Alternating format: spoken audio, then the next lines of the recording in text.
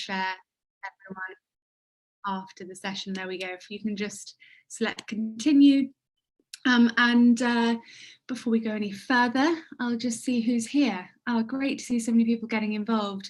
Hannah from the Magic Club in Lancashire, and who else is here? Charlotte in Manchester from MAC, and Ruth in Watford. People from all over the place. We've got South London, we've got Bristol, and Home Farm, Rebecca at Home Farm, and Hand Activities CIC. Great to see you all here today. Thanks so much for joining us. Leading today's session is Karina Hartwig. For those of you who don't know Karina, she is otherwise known as the Funding Doctor, and she has personal experience of fundraising for community projects and setting up small enterprises too. And she's taken that experience and worked extensively across the world of fundraising to support organisations and charities, social enterprises to find funding. So she's delivered popular workshops for Action Funder, for Semble generally, and for the likes of the Eden Communities organisation, voluntary sector training, Big Lunch Extras. And she's also worked for organisations like the Big Lottery Fund and the Plunkett Foundation. So it's really brilliant to get her expertise here today to talk to us all about speaking the funders' language. And this is the third of a brilliant three-part workshop series that Karina has delivered for Action Funder. So just before I hand over to Karina, a reminder to post any questions you have in the chat as we go through the session, and we'll come to them at the end. Right, let's get going. Over to you, Karina. Thank you, Luna. Hello, everybody. Before I introduce myself officially and properly to you all, I would like to kind of get a little bit of an idea of how confident you are currently about using the correct, the funding terminology. And we've prepared a little poll for you, and if you've attended webinars from us before, here it is. So if you could just let us know very briefly by voting how confident you are currently about using the correct funding terminology. Brilliant, all the votes are coming in. A few more to vote. 76% of you have voted, 88%, nearly there. 2 more votes missing, I think. But the majority I can see are a little confident, which is lovely, and hopefully you get to, I can share a lot with you today. 27% of you are somewhat confident, so in the middle, and we have a few experts in the room, actually 2 who are quite confident. So please share all your knowledge as well with us all in the chat. So thank you out here, and Karina has just shared, or we can kind of close the poll now, so that's brilliant. And I will just go and get my slides up. Oh, 1 second. Sorry, lovely people. I need to.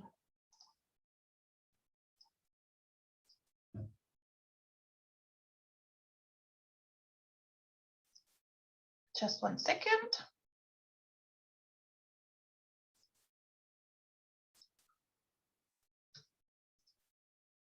There we go. Karine, could you please take the poll down because it's still showing on the screen? Or is it just on my screen? Oh. It's not showing on my screen. Oh, okay, then it was on my screen. Sorry, but I've managed to remove it now. So can everyone see the slides now, and hopefully a little bit of me and the others? In that case, I can get started properly. So thanks again, Lorna, for the introduction, and always thank you very much for the support of the lovely Semble team from Perrine. So hello to you all again. My name is Karina Hartwig, and I'm also known as the Funding Doctor. I have to do that for the last time in the series, so sorry about that. Some of you might know me by now, and for those of you who don't, a very warm welcome to the last of the workshops in this series. I want to share with you my experience as a volunteer for a successful community project, but also as a grant maker. And as you can imagine, I had to learn a lot fast. Today, we're going to talk about speaking the funder's language. This is for most of you maybe a new language, and it's fairly easy. And hopefully I can make it a bit more accessible to you all so that you can go on and secure some funding on Action Funder. Because if I learned this new language to secure funding, I know that you too, you can. I just need to move a few things around here on my screen again. Bear with me for a second. Sit.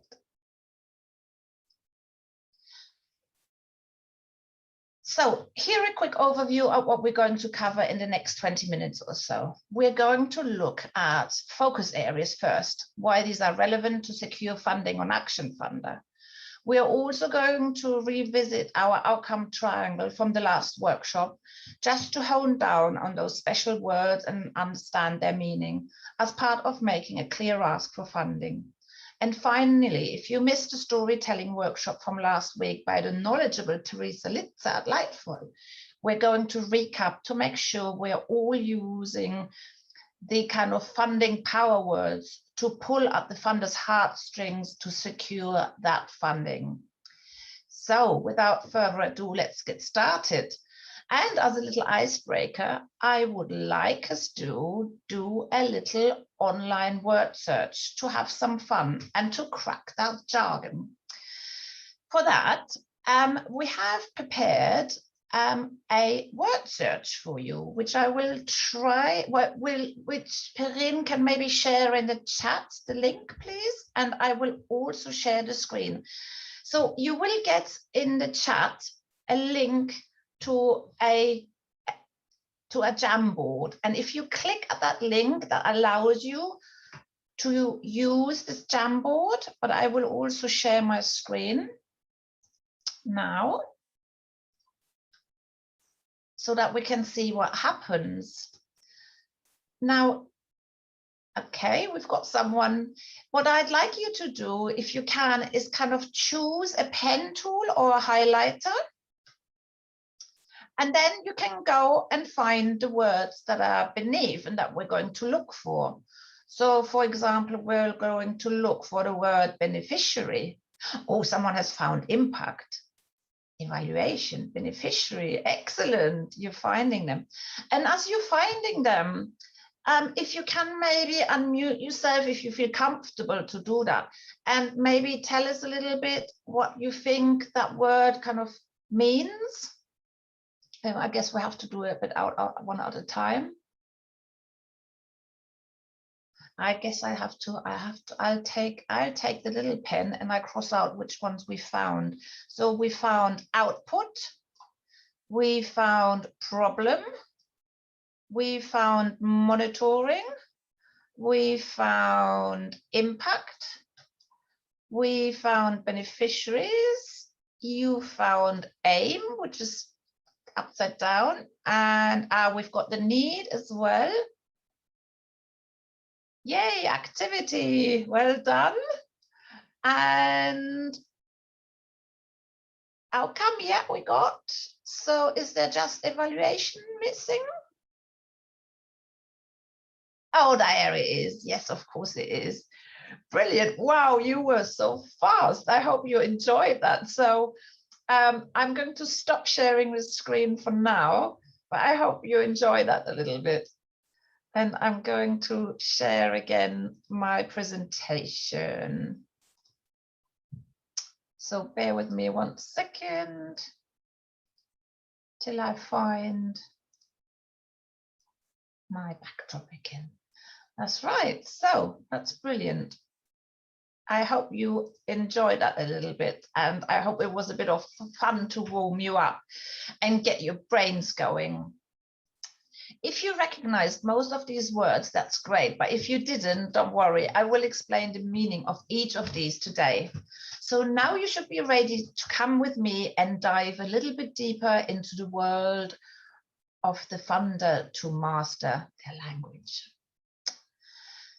So when you want to learn the funder's language, the first thing you need to do is to understand their point of view.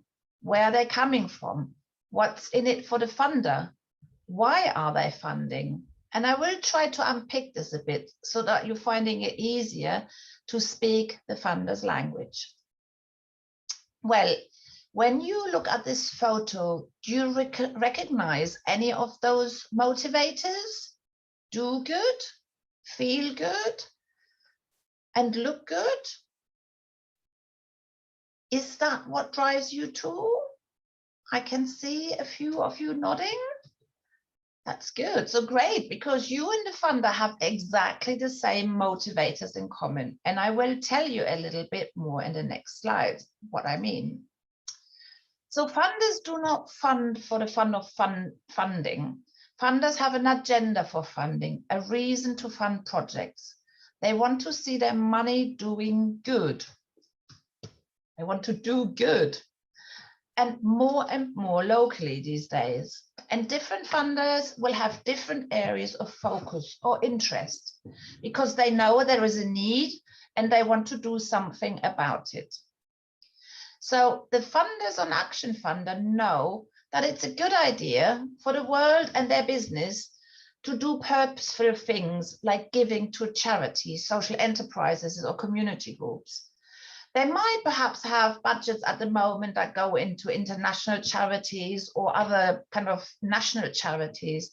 But by giving with Action Funder, they get to fund like-minded organizations in their local areas and get stories and impact reporting to showcase the difference they're making, their money is making.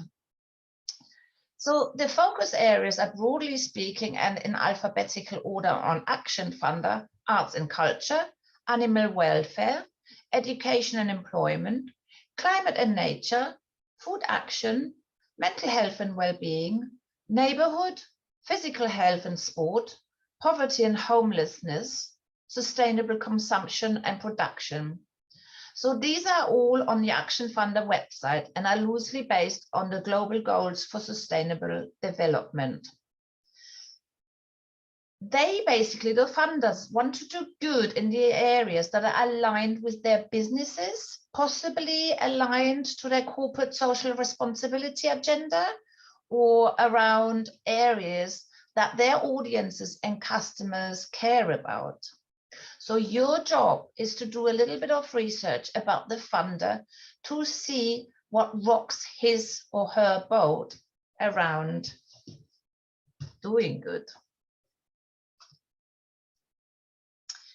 Now, when you do good, it makes us really feel good. And automatically, we have a big smile on our faces.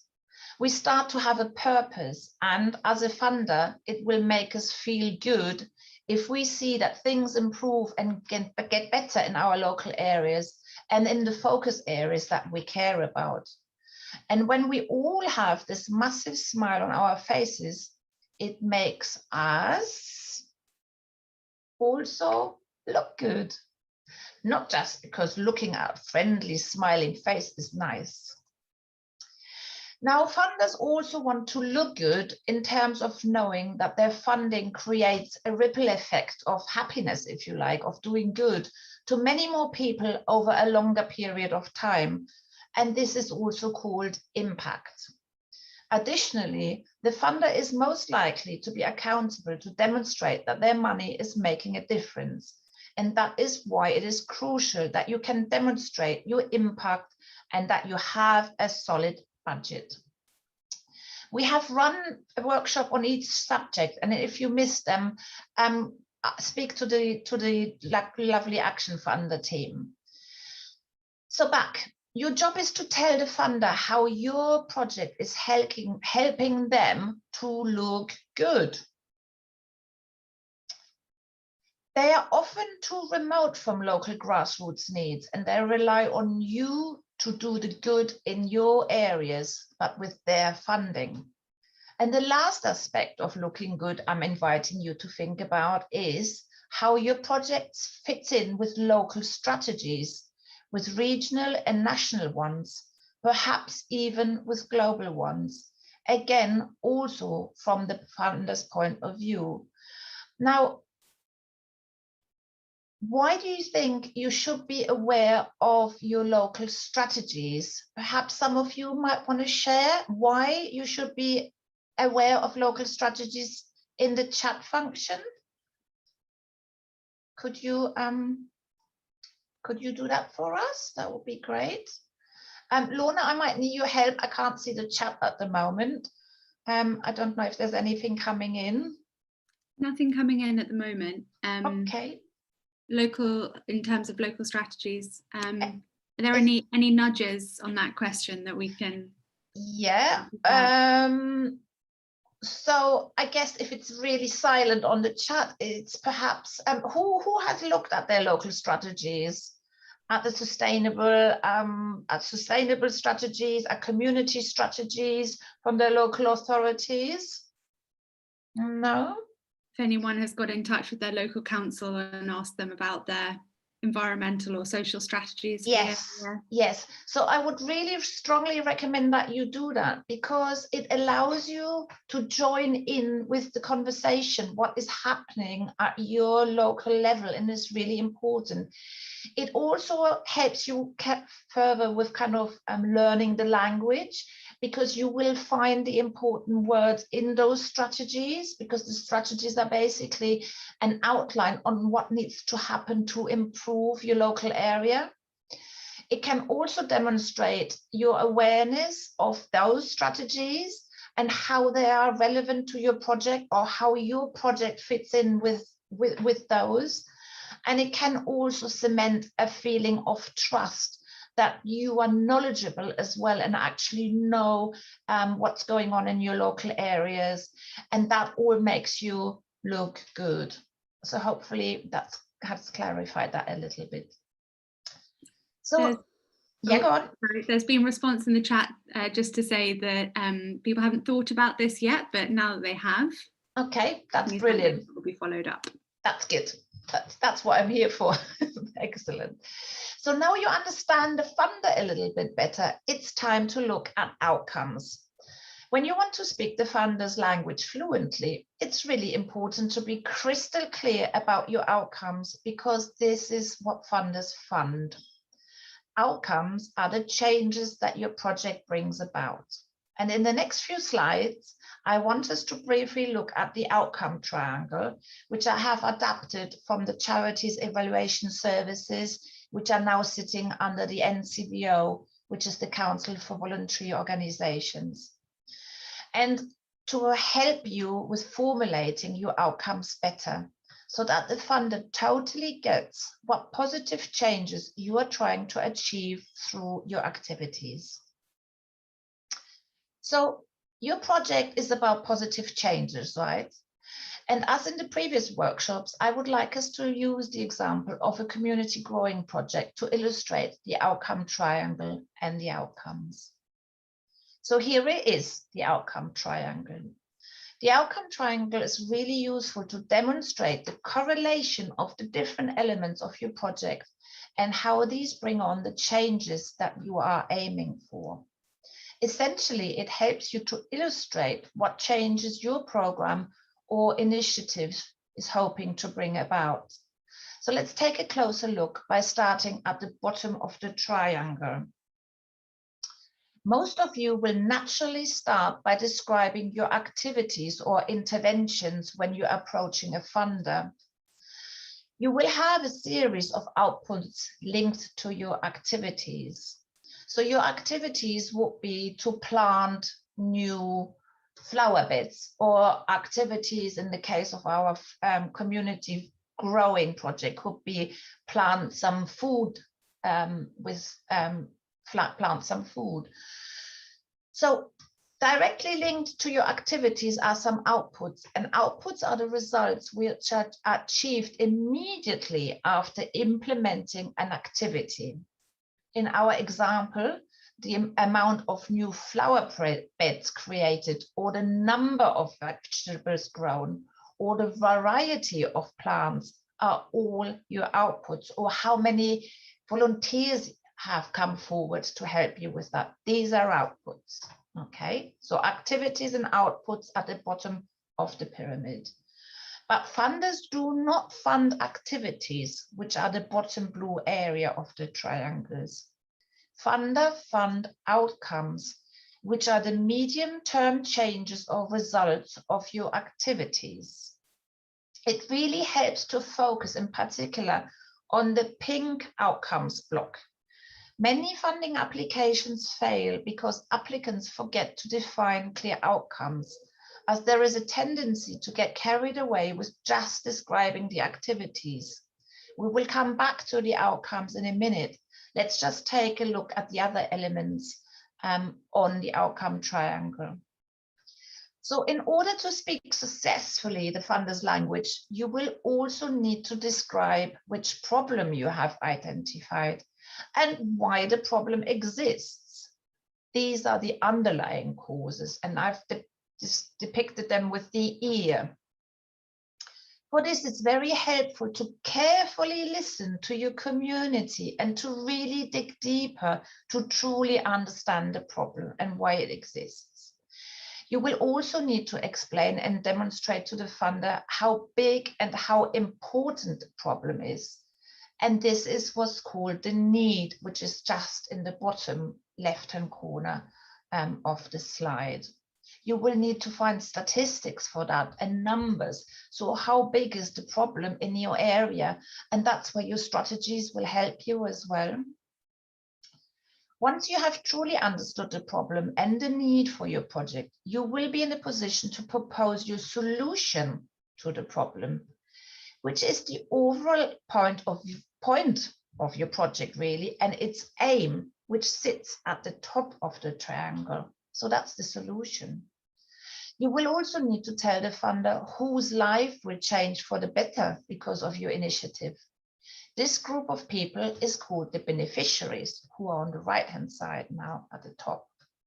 And finally, the bit that funders fund, we arrive back at the pink middle block, the outcomes, which are the desired midterm changes that are expected to happen in a particular context.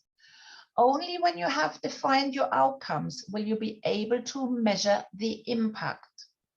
And that's the impact measurement indicators there. You should also tell the funder how you will measure the changes and over which period of time. Now, impact are the changes over a longer period of time for a greater group of people, a little bit like the ripples on the water that I had before. Now, if you're a little bit confused, please don't worry. There is a really useful analogy that can help you with defining your outcomes. And it's the analogy of stepping through the door. The door allows you to step from the current grim situation into the newly improved, much better space. And all you need to do is describe what has changed for the better. Let's use the example of our community growing project to illustrate this. Here is what the space currently looks like. It looks a bit sad, slightly unloved, and really underused. No one is out and about. It's just not used. And it makes everyone feel disconnected from the supposedly communal space. And there is no sense of belonging or love or pride here. And certainly not much nature growing on here either. So then you step through the door into the new space. And you step into this vibrant community space. The community is out and about, different generations and different cultures are growing stuff together. There's a sense of community, ownership, and pure joy and fun. So what are outcomes of this example project. Remember, outcomes are the changes, the positive ones, hopefully, and some negative ones that occur as a result of your activities in the short to medium term. Outcomes have to be achieved to support progress towards your overall aim, your longer term goal. Outcomes should use words that indicate change, such as increased or improved, or less, decrease, and also use active language. For example, improved, expand, develop, more, better. So maybe now that you've stepped through the door with me, and I applaud you for that, perhaps you can share a few outcomes for our example project in the chat that you could formulate. And Lorna, if there's any sharing going on, could you just help me here, please? Sure, happy to help. Is there any ideas how you could formulate an outcome? So kind of stepping through the door, what has improved? We're looking for kind of ideas for how you can measure. Not measure, how you can kind of say it out loud what has actually changed. So there's maybe a greater community cohesion could be an outcome. Okay, so we have one here that's the number of people spending time in the space will increase. Yes, so more people spending longer time in the space. Yeah, that's brilliant. Another from Sarah, children's level of fitness will increase. Yeah, so more children will be fitter. And they're coming in thick and fast now. We've also got a greater sense of community connection. Yes, absolutely. So greater community cohesion or connection, that's really important. Yeah, that's brilliant. Yeah. What happens as a result when we have greater cohesion, when we're spending more time with each other? There might be a decrease in depression or loneliness. That could be an outcome as well. We also have another one here, which is children will understand where food comes from and make healthier food choices. Yeah, Sarah. Yeah, so some learning is going on. Brilliant. Dee has said that mental health will improve and gardening is great for mental health. Yeah, absolutely. So an improved mental health, yeah, and perhaps a decrease in depression or loneliness. Brilliant. So more on improving health and well-being as well. That's excellent. Super. Thank you very much for sharing. That's excellent. So you have now a better understanding what an outcome is, and ideally you want about 3 outcomes. If you're going for external kind of outcome funders, generally they want to see a few of your outcomes, because once you define them, then you can start measuring them. And you also want to make them SMART, your outcomes, so specific, measurable, relevant to your aim, and time bound. I can speak about that a little bit more in the Q&A if there's any around kind of the SMART outcomes, but I would just like to kind of crack on a little bit for now, if that's okay. So hopefully you are now better placed to speak the funders' language and be crystal clear about your outcomes, because these are what funders fund. Finally, to be a true master of speaking the funders' language is absolutely vital that you tell a compelling story. Let me give you a few pointers on how you do that best, so that you pull at the funder's heartstrings and convince the funder to fund you. If you attended the Action Funder storytelling webinar from last week with Teresa, you will have learned a lot already. But I would like to take a couple of minutes to use some of her tips and combine them with mine to help you tell compelling stories that trigger the desired action from the funder to give you the funds and not the project down the road. So just very quickly, how can you do that on Action Funder? Well, you will have to prepare a narrative of your story and a 90-second video pitch. And just as a little tip, you can actually fit around 150 words in a 90-second video pitch. For both, you can use the storytelling arc and use all the elements from the outcome triangle for this. So here are the basic elements that make up a compelling story, and it's important to have a structure. The arc can help you with this. Here is how. So have a beginning in which you introduce yourselves, state the problem, its underlying causes, and how big the problem is, and use a hook, something that makes the funder curious about your project and shows that you know what problems the funder deeply cares about and what needs to be solved in your area. Then you progress to the middle, also called sometimes the plot. Here you project your specific solution to this problem and who will benefit from it, and describe how sad the actual current situation is and what barriers and obstacles you need to overcome, including, of course, lack of money. The climax could be describing your top outcomes, the changes that your project will bring about if you have the funder support, what difference your project will make short to medium term, and what impact it will have in the longer run for many more people, if only you had the funder support. Show your passion and your excitement here. If you are making the funder part of the solution and binding him or her emotionally to your project, then you have nearly won. And during the resolution, which is when it comes down a little bit, where you transition towards the end of your story, you can state what help you need. And as you have done your homework and worked out your budget, you can tell the funder exactly how much you need and what you need it for. And finally, at the end of your story, your bid, don't forget to make the ask. Invite the funder to fund you.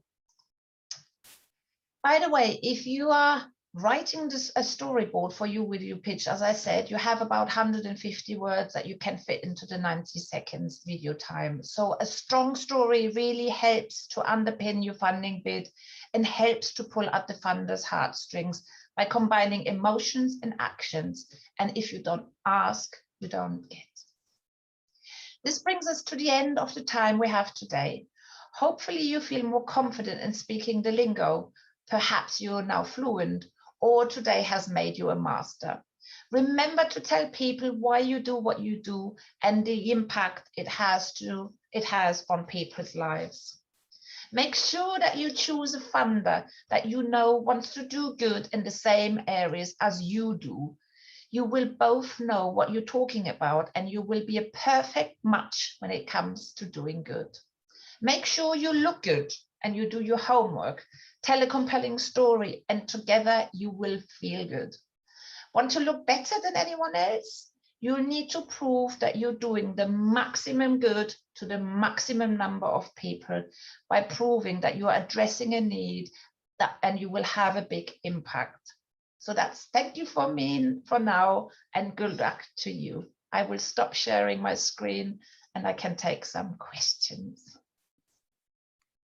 So if anyone has any questions, feel free to put them in the chat or just take your microphone off and ask them. That's absolutely fine as well. It's great to hear lots of different voices in the room. So we welcome that. Really, really great session, Karina. So I'm sure a lot of that information is sinking in at the moment.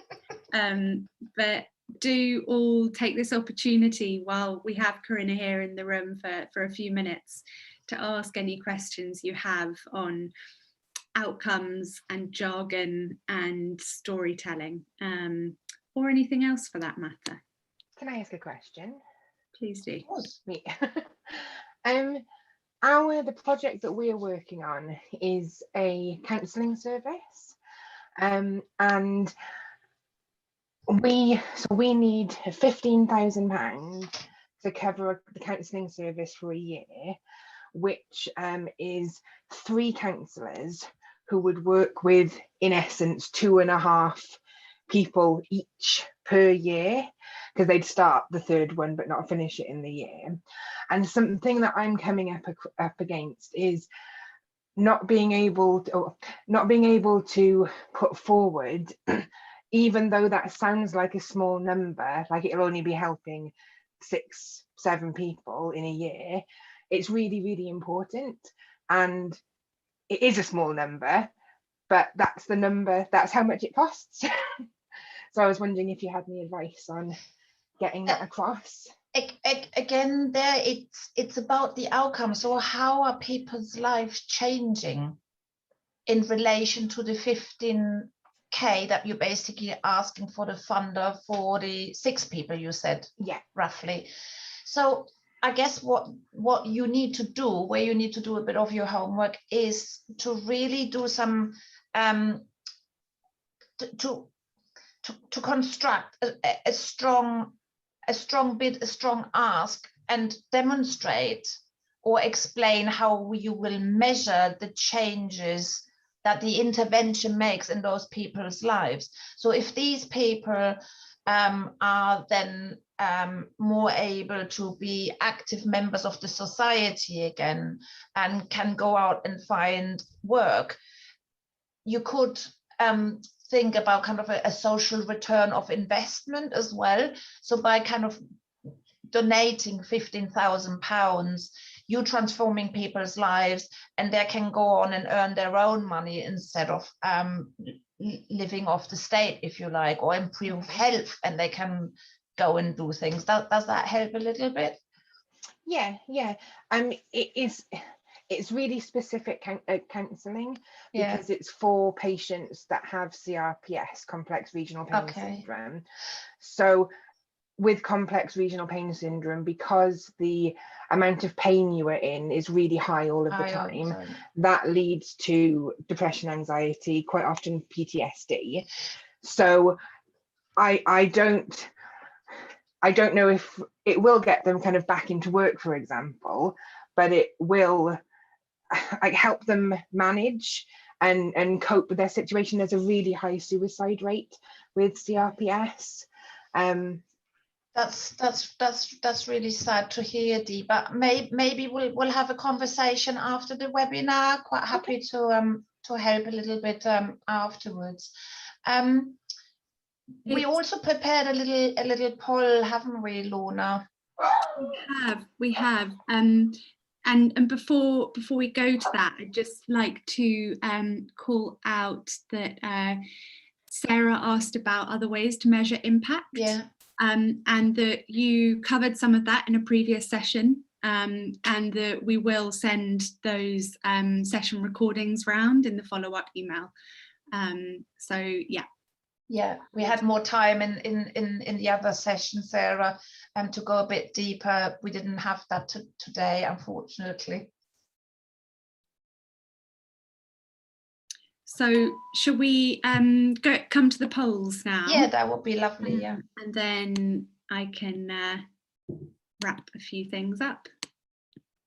Okay, so we've got a few more little questions for you before Lorna will tell you a little bit more about Action Funder, or if you've got any specific questions. So if you could maybe just answer kind of 3 little questions. So on a scale of 1 to 5, and here you get a hint, that's how you can measure as well.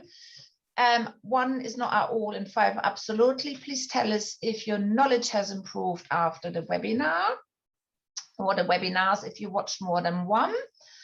On a scale of 1 to 5, do you feel that you will retain, or that you retain some of the knowledge taught today or in the webinars? And the last question is, on a scale 1 to 5, would you recommend the webinars to somebody else? And I'll just go quiet and let you do the voting.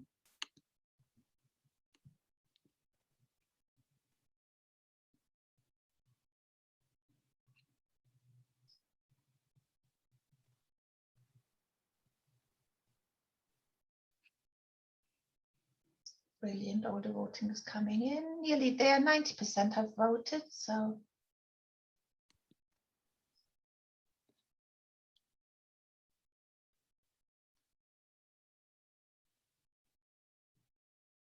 Oh yes, and I'm just seeing in the chat, we will also send you some resources and some links after the session. Also, for those who don't know, you can save the chat as well. At the bottom of the chat box, there is a little box with 3 dots. If you right click on there, you have a drop down and then you can save the chat there.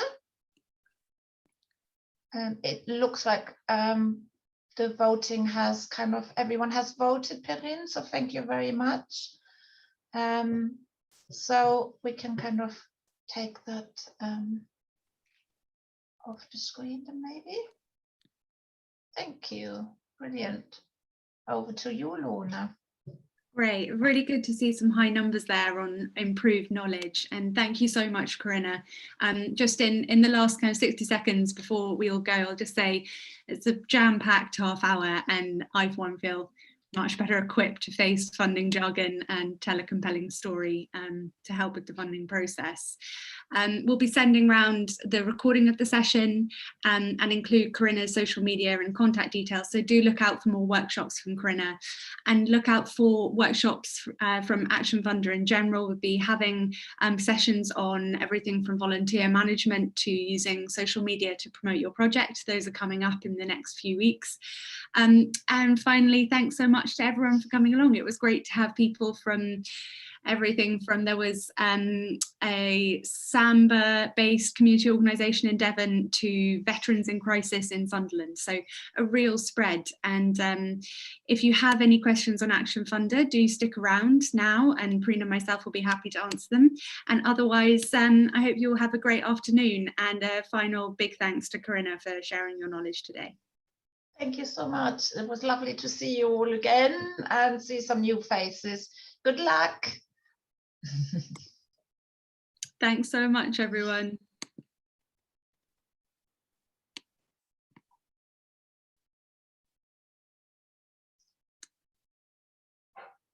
Perrine, would you like to stop the recording?